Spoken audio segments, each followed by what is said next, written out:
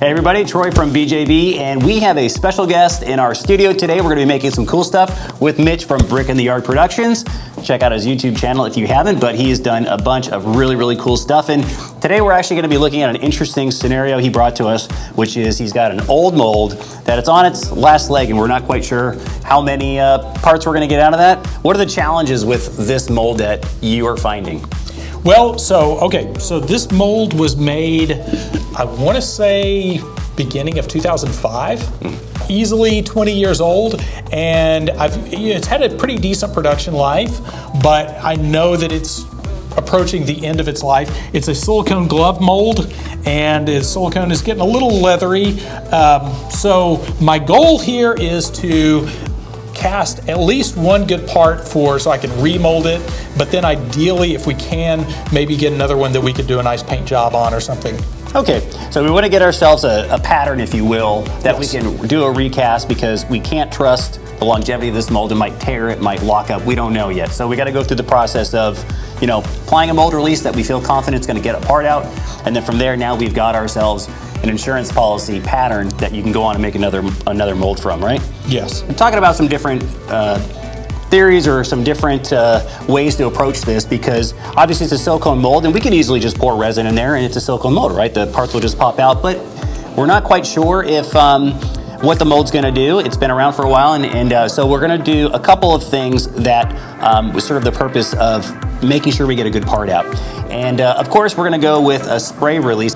This is Rocket Release E302. This is a non-silicone oil-based release. So we call that a paintable mold release. It's really easy to get off the cast part with just some warm water and dish soap, if you will, as opposed to the E236, which is our silicone-based release, which if we're talking about painting and primering and whatnot, that could cause some contamination on that cast part that's gonna be really hard to work with, and Profound sadness. Yeah, yes. profound sadness. And one other step, and I was kind of talking to Mitch off camera with this one, is the mold release will probably be just fine.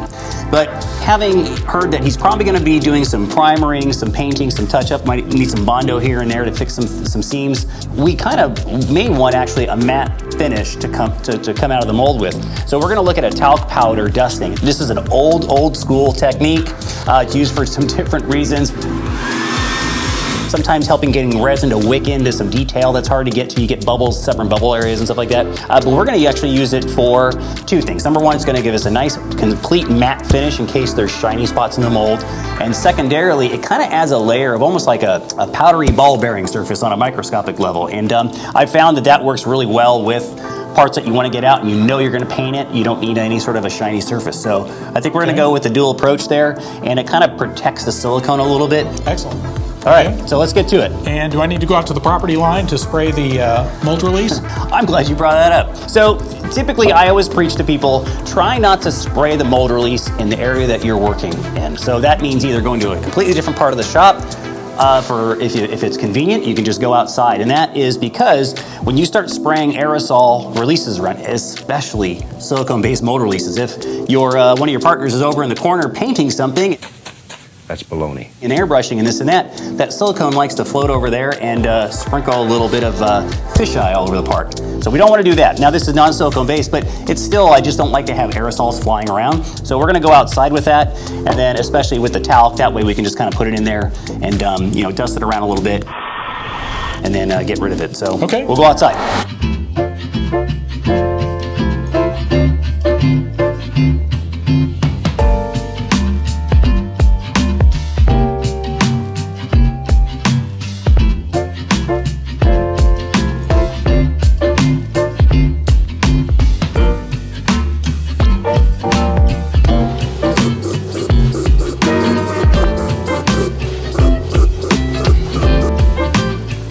Okay, so we have the mold. I see you have securely fastened it with some electrical tape. Yep. In accordance with the prophecy, so we've got a pretty good coating of not only the Rocket Release, but obviously that talc powder.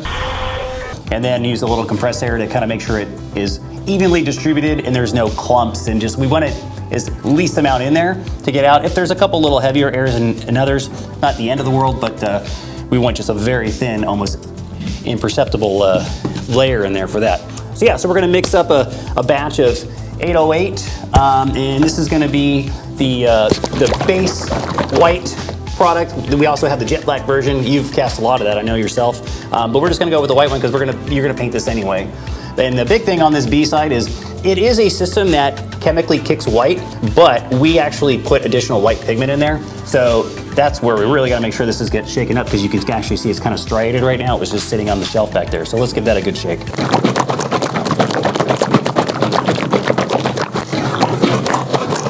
That was excellent. You just shake it back and forth. Excellent shaking. It's the power of 240 muscle contractions per minute. So we're gonna do a quick little slush cast. I'm typically, when I'm doing something like this, about 250 grams you think about is enough? Probably, yeah. Maybe 3 at the most? 250 of each or 250 total? 250 maybe total on the first one, Okay. or 3. No, Maybe that's probably, 300. yeah, that's probably more than enough, yes. Yeah, okay. Yeah, we can kind of visually check it out as we go. And the system is 1, 2, 1 by weight. All right, let's get that there. We're gonna go and tear that out. Okay. So I'm thinking I need about 250, but I'm gonna pour up 300 total of the A and B, so 150 each side, just to make sure I have enough. All right, right on the dot there.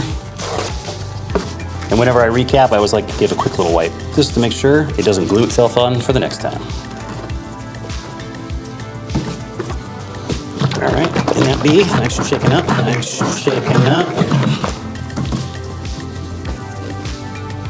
All right, and 150 with the B side. All right, the same thing with the B, just a little white. Clean shop is a happy shop. I feel judged. I feel like you just had a look of judgment, abject judgment. No, I'm just encouraging. Okay. All right, and this system has a 2-minute work time or gel time, and in a slush cast application, it's perfect. And one thing I didn't mention, and we do get this kind of question a lot, is, you know, which is less harsh on a mold, a slower system or a faster system? And what we find is actually the faster cure, the kind of the quick cast or the fast cast type systems, they do exotherm, you know, kind of hotter, but what we have found is because you demold them sooner, they have less time to sort of bite into the silicone. So actually we find that in a situation like this where we want to be really gentle on the mold, a quick cast is actually kind of a nice way to do it. All right, we're just going to go ahead and pour some in there. I'm just going to glove up just in case I need to be an extra set of hands. Appreciate that. Safety first. So we're just going to do a nice little slow roll around, and again, I got some paper on the workbench just in case it spills out. I might have to spill out a little bit. When you're hand rotating a part like this, how many layers do you typically do? It really depends on what you're doing, but at least maybe 2, but 3 thin coats typically is a good all-around safe bet. So I'm gonna just do a quick little right over the cup just in case it spills out. We're trying to come up to that edge there. Yep, there we go. I'm starting to gel up a little bit, so I gotta come towards the lip a little bit. And again, this is where the doing multiple coats really helps out. And the 808, that's what, a 2-minute working time? 2-minute, yeah, 2-minute gel. And the more mass you pour in there, the quicker it might set off. So that's at a 100 gram mass. So if you have 200, 300, 400 grams, it may actually be quicker. So it's already starting to string up really good in there. Pretty much coming towards its end of rotation, but there is a little bit of stringing going on there, which is, okay, so I'm just gonna let that chill out a little bit. So there is some stringing in there, but we're gonna do another layer and try to concentrate on some of this area over here. So on the next one, I might do a little bit of a smaller batch, okay, just so we don't get that amount of exotherm. How quick do you typically put in the next batch when you're doing this kind of hand rotational casting? That's a good question. So you want it stable enough, gelled up enough to where you may not have it still moving around in there. This stuff does set up so quick, and it's already kind of gelled, so we're pretty good to go. So with this, we want to be expeditious. Yeah, if you wait too long, then you don't get quite as good of a bond, but you know, as long as you come back within a good 10, 15 minutes, shouldn't be a problem. So I'm gonna go 125, 125. So I'm backing off about 50 grams. Okay. And that way I can just ensure that I'm getting coverage in the areas I know need some. So it'll be 250 total here. There we go.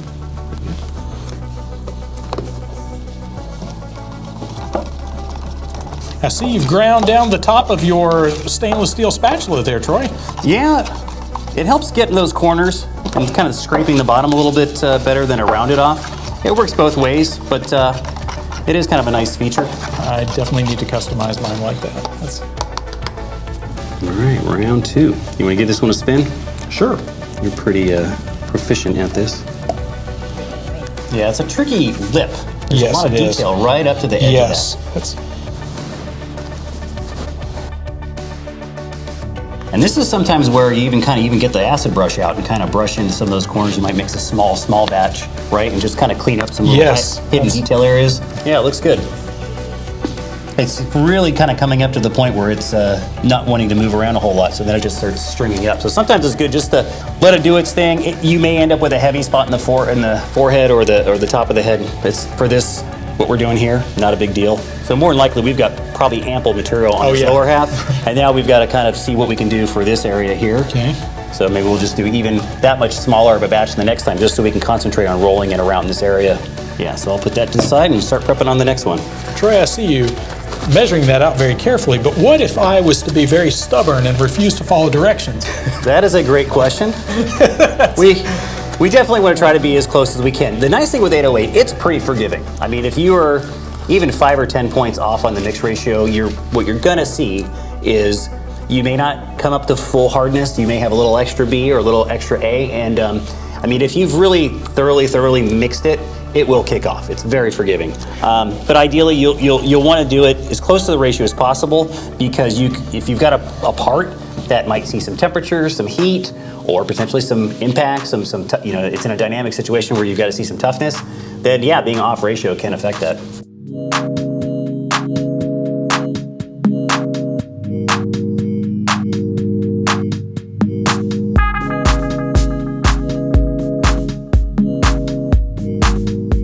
All right, third round, and this is for the detail areas around the lip, the mouth of the mold. See if we can prevent any thin spots, because that's going to be, a tricky area.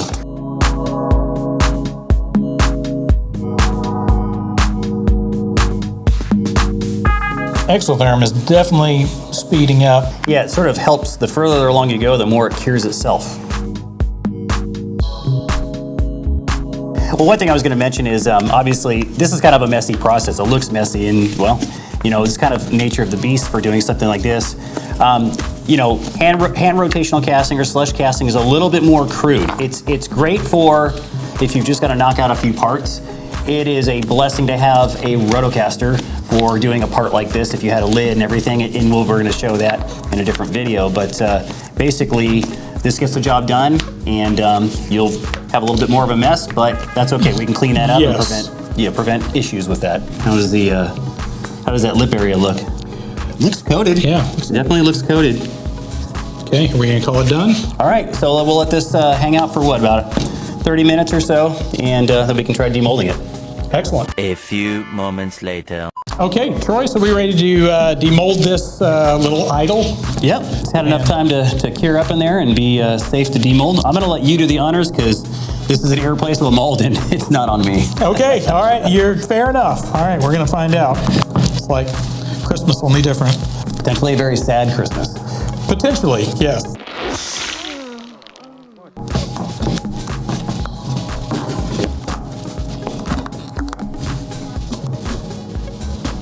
Oh yeah, that's nice and stiff. But typically, about how long is a good time to wait? I'm trying to think about how long it's been since we poured this. I mean, on something like this, if you try to rush it, you may regret it if there's a little soft spot. So I would say, we'd say like 30 to 60 minutes in demold. So if you want to lean more towards 45 minutes and start checking things, it should be pretty good. So you want it to where it's not just completely bending over, but then there's also a green stage where it's brittle. And so if you go like this, it can just snap, and that's what you don't want to do when you're demolding. Got it. So that's where the flashing is always really helpful to tell you how strong it is. It's feeling pretty good. I'll give you a hand here. Nice. Okay.